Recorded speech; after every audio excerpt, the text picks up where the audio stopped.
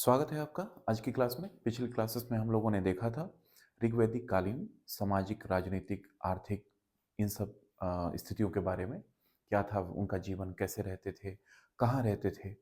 यह जो हमारा क्लास है यह पूरा उत्तर वैदिक काल पर होगा।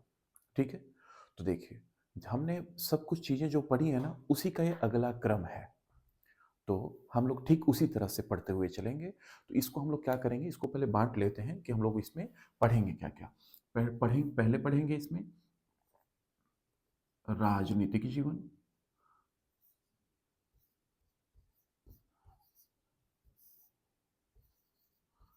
दूसरा, इनका सामाजिक जीवन कैसा था।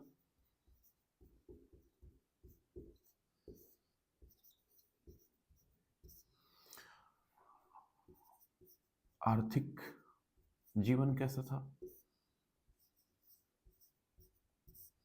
ठीक, उसके बाद से धार्मिक कैसा था, धार्मिक मान्यता क्या थी, धार्मिक मान्यताएं क्या थी। इन सब टॉपिक पे हम लोग पढ़ेंगे। तो आज हम लोग पढ़ेंगे इसमें राजनीतिक, कल पढ़ेंगे सामाजिक, जिसमें हम लोग देखेंगे कि समाज में क्या क्या चीज़ें थी, क्या उसमें वर्ण व्यवस्था कैसी थी, स्त्रियों की दशा कैसी थी, बाकी आम जीवन लोग जो रहते थे वो कैसे रहते थे। फिर हम लोग देखेंगे उस समय क्या कोई कर प्रणाली थी तो किस तरह से थी, क्या व्यापार होता था, अगर व्यापार नहीं होता था तो उनका जीवन निर्वाह कैसे होता था। इसमें हम लोग पढ़ेंगे कि उनकी क्या धार्मिक मान्यताएं थीं। आज का हमारा टॉपिक है राजनीतिक जीवन। तो इसके बारे में हम लोग आज देखेंगे। इसमें क्या क्या देखेंगे, प्रशासनिक इकाइयां कैसी थी, प्रशासनिक इकाइयां। ठीक, इसी में राजा का क्या महत्व था। फिर हम लोग देखेंगे रत्नीन क्या होते थे, और कोई कर प्रणाली होती थी तो वो कैसी होती थी। कर प्रणाली के बारे में हम लोग देखेंगे। तो आज का हमारा पूरा टॉपिक ये रहेगा, पूरा मुद्दा इस पे हम लोग पढ़ाई इस पे करेंगे।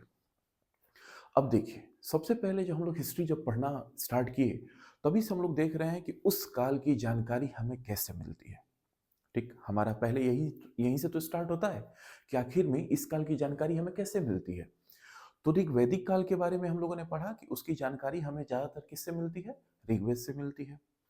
ठीक इसी तरह से, और पहला वेद ऋग्वेद था। तो उसके बाद उत्तर वैदिक काल आया, और उत्तर वैदिक काल का समय क्या था, जो इन विंटर निड्स ने निर्धारित किया था वह था 1000 बीसी से 600 बीसी। यह ऋग्वैदिक के बाद आया, इसलिए इसको बोलते हैं उत्तर वैदिक, है ना। लेटर वैदिक पीरियड इसको भी बोला जाता है अंग्रेजी में। अब हमने कहा कि पहले ऋग्वेद आया, उसके बाद से कौन से वेद आए, तीन और वेद आए, जैसे सामवेद, यजुर्वेद, अथर्ववेद। तो इसकी जानकारी हमें कहाँ से मिलती है, उत्तर वैदिक काल की जानकारी हमें किससे मिलती है, अलग अलग वेदों के माध्यम से। वो वेद कौन कौन से थे, सामवेद,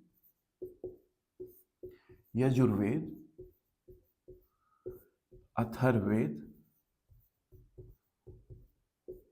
आरण्यक,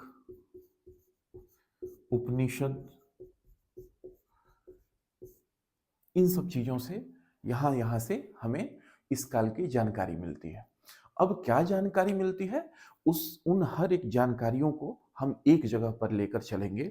जैसे राजनीतिक पढ़ेंगे तो इनमें जो अलग अलग जगह पे जो जानकारियां दी गई हैं उस हिसाब से हमें इनका राजनीतिक जीवन पता चलता है, उसको पढ़ेंगे।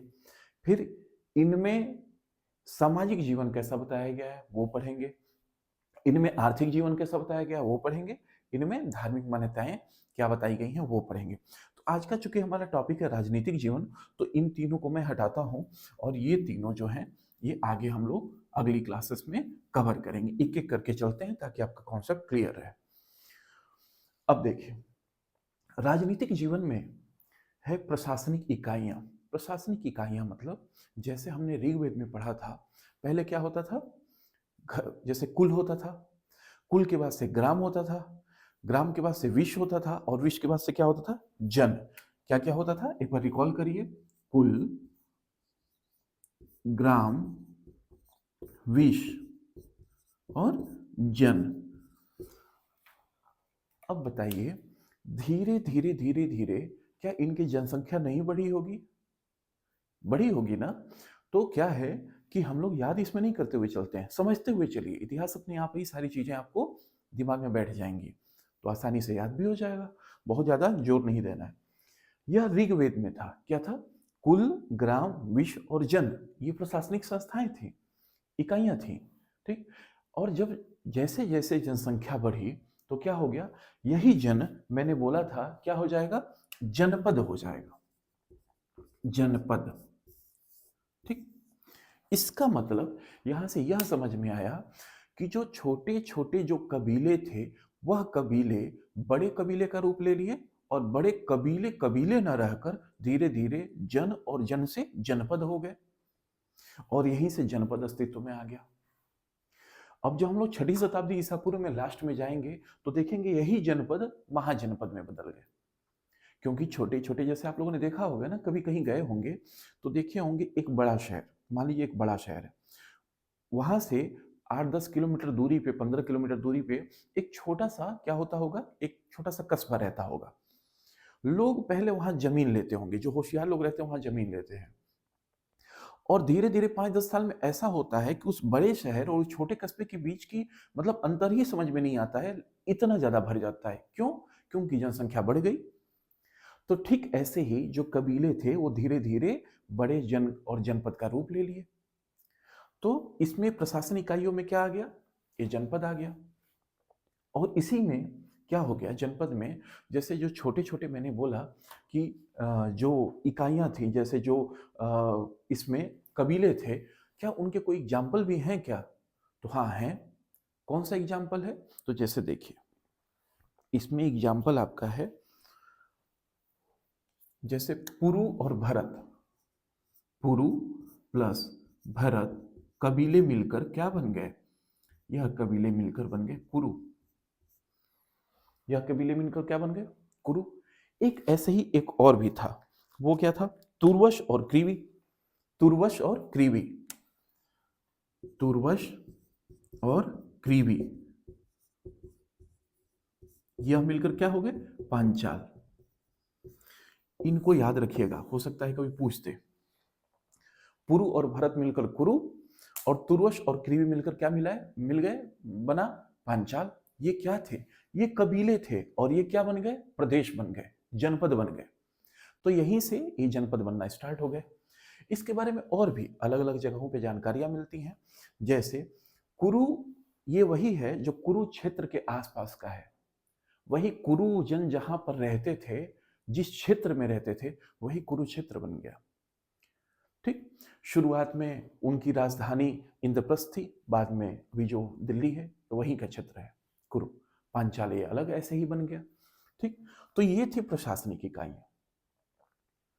अब बना राजा। अब आते हैं राजा पे। राजा क्या था? देखिए, यहां पर भी राजा क्या होता था? पहले तो हमने पढ़ा था ऋग्वेद में कि राजा वंशानुगत होने लगा था, ऐसा हमने पढ़ा था। वही राजा, लेकिन वहां पर राजा की स्थिति जो थी इतनी मजबूत नहीं थी जितनी उत्तर वैदिक काल में हो गई। ऐसा क्यों हुआ, जरा समझिएगा। ऋग्वेद में हम लोगों ने पढ़ा था कि लोग एक जगह पर स्थिर नहीं रहते थे, इसलिए उनका खेती पर राजा का कंट्रोल नहीं होता था। वो जमीन राजा की नहीं होती थी, राजा युद्ध का स्वामी होता था, हम लोगों ने पढ़ा था। यहां पर राजा जमीन का भी स्वामी होने लगा। अब जरा सोचिए क्यों होने लगा होगा। क्योंकि जहां पर वो लोग रुके सप्त सिंधु प्रदेश में, वहां के आसपास की जमीन क्या थी? उपजाऊ थी। तो सोचे कि इधर उधर क्यों भटकना, पशुओं के लिए यहाँ पे चारा मिल ही जा रहा है, वातावरण अच्छा है ही। इवन कुरु के तो बारे में ऐसा कहा जाता है, वहां के राजा ऐसे कहते थे कि मतलब ये वेदों में वर्णन मिलता है कि वहां पर न कभी ओले पड़ते थे और न कभी अकाल पड़ता था। इसका मतलब वह क्षेत्र बहुत ही अच्छा था, बहुत ही ज्यादा उपजाऊ था, बहुत ही ज्यादा फर्टाइल था। ठीक। तो क्या हुआ, राजा वहीं पर रहने लगे, और राजा ने क्या किया, जब वहां पे रहने लगे तो अनाज वगैरह उत्पन्न होने लगा। राजा अपनी शक्तियां बढ़ाने भी लगा। हम लोग देखेंगे अभी आगे कैसे बढ़ाने लगा। जैसे विदेह राज थे, वो क्या किए, आगे निकलते गए निकलते गए, और हम लोग ऋग्वैदिक काल में पढ़ते थे, ऋग्वैदिक काल में, इसके पहले वाले में पढ़ते थे कि जो आर्य रहते थे, आर्यंस, जो आर्य थे, वह सप्त सिंधु प्रदेश में ही केवल रह गए थे, सप्त सिंधु प्रदेश में ही रहते थे। इसके बाद के तो आर्य क्या ये बढ़े नहीं होंगे क्या? जब जमीन बढ़ी होगी तो आगे बढ़े होंगे ना।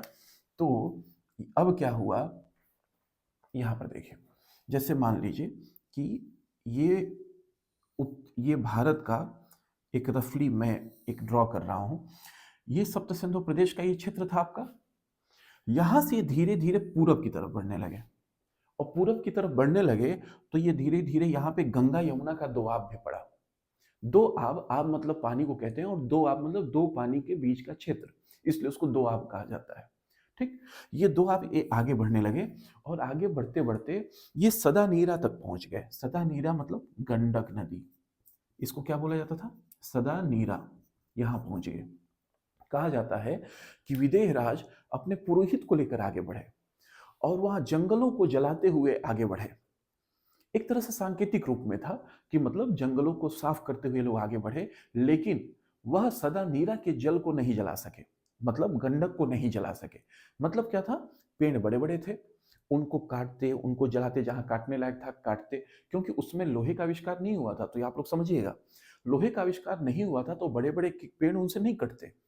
तांबे के चाकू से या उससे हथियार से आप कितना पेड़ काट लेंगे बड़ा, वो तो कटेगा नहीं। तो उनके पास ऑप्शन क्या बचता था? आग, चूंकि आग की जानकारी उनको थी, तो आग से पेड़ों को जलाते थे, थोड़ा सा रास्ता साफ होता था, आगे बढ़ते जाते थे और वहां खेती करने लगते थे और कहते थे यह क्षेत्र मेरा है। अब जैसे जैसे क्षेत्र बढ़ने लगा, वहां पर लोग फैलने लगे और राजा कहने लगा कि यह क्षेत्र मेरा है। राजा का पावर बढ़ने लगा, राजा का पावर यहीं से बढ़ने लगा। साथ ही इसी में राजा के दैवीय उत्पत्ति के सिद्धांत की व्याख्या है। इसका मतलब राजा जो है वो देवों के द्वारा भेजा गया उनका एक प्रतिनिधि है। यहीं से राजा के दैवीय उत्पत्ति की मतलब बात आने लगी। इसी काल से, उत्तर वैदिक काल से ही राजाओं का राज्याभिषेक होना चालू हो गया। और राज्याभिषेक किस पे होता था? यहीं से स्टार्ट हुआ राज्याभिषेक। इसका मतलब उत्तर वैदिक काल से क्या होने लगा? राज्याभिषेक होना चालू हो गया। तो मैं इसको रब करता हूं, यहीं से राज्याभिषेक होना चालू हो गया। और राज्याभिषेक किस पे होता था?